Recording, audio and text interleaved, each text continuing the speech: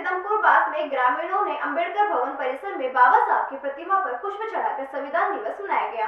इस अवसर पर इबिदा संस्था के क्षेत्रीय समन्वयक हरेराम प्रजापति ने ग्रामीणों को संविधान के महत्व व जरूरतों के बारे में बताया हुए कहा कि हर क्षेत्र को, हर देश को राजकाज चलाने के लिए कुछ नियम कानूनों की जरूरत होती है। आजाद भारत को अंग्रेजों के बनाए गए नियम कानून मंजूर नहीं थे।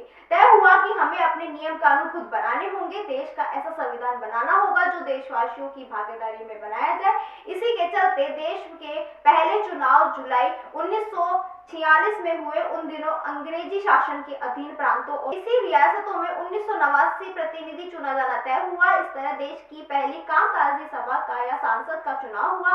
इसका काम था संविधान बनाना, इसलिए इसे संविधान सभा का नाम दे दिया गया।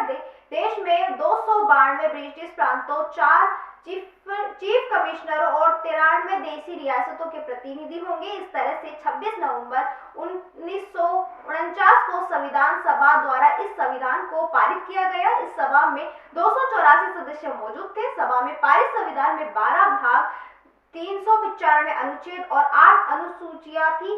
संविधान सभा की अंतिम बैठक 24 जनवरी 1950 को हुई। इसी दिन डॉक्टर राजेंद्र प्रसाद का पहली बार राष्ट्रपति चुना गया।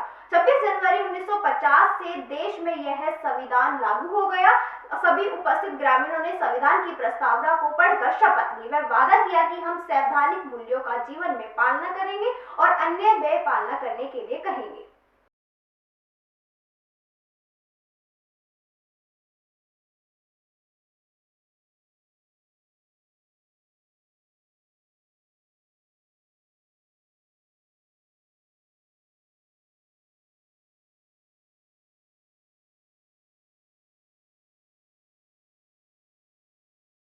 मैं मन्नालाल इब्तिदा संस्था लोकेशन गोविंदगढ़ में कार्यरत हूँ।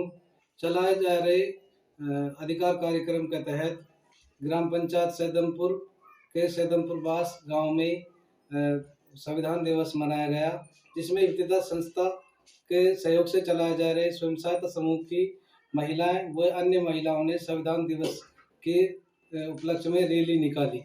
उसके बाद महिलाओं ने अंबेडकर भवन में बैठकर बाबा साहब के चरणों में फूल अर्पित किए। उसके बाद इब्तिदा संस्था से हरिराम जी ने संविधान कब लागू हुआ, संविधान की जरूरत क्यों पड़ी, संविधान किस में लिए मनाया जाता है और संविधान के अनुच्छेद, मौलिक अधिकार, नीति निर्देशक तत्व व मूल्य व नीति निर्देशक तत्वों के बारे में जानकारी दी गई। धन्यवाद।